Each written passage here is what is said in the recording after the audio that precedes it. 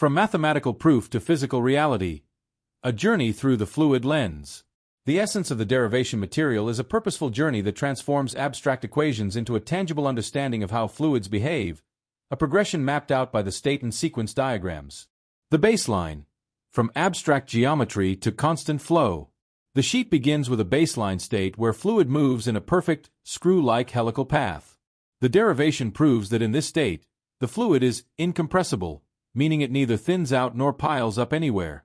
The sequence diagram identifies this as the first stage, the moment where mathematical results are validated by a visual representation showing particles maintaining constant spacing as they rise and swirl. This steady state serves as the foundation for the state diagram, establishing the baseline from which all other physical complexities emerge. The divergence path. Visualizing mass and density. As the journey progresses, the focus shifts to the divergence path.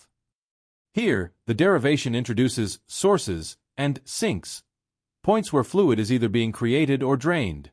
The state diagram branches here to show how adding a radial expansion term changes the nature of the flow.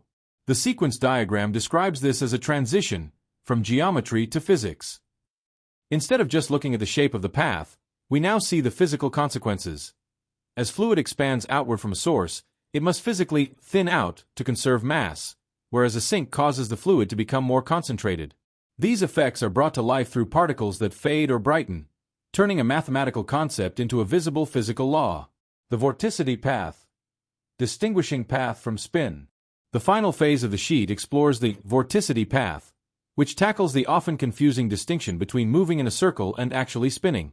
The derivation contrasts two types of swirling motion, one that rotates like a solid record and another that behaves like a vortex at a drain.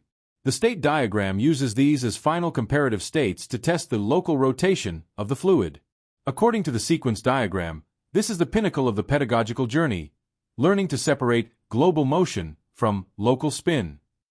By using the paddle wheel test, the sheet proves that a fluid can travel in a wide circle without its individual parts ever rotating, a concept that is clearly illustrated when the paddles in a vortex orbit the center but never change their orientation.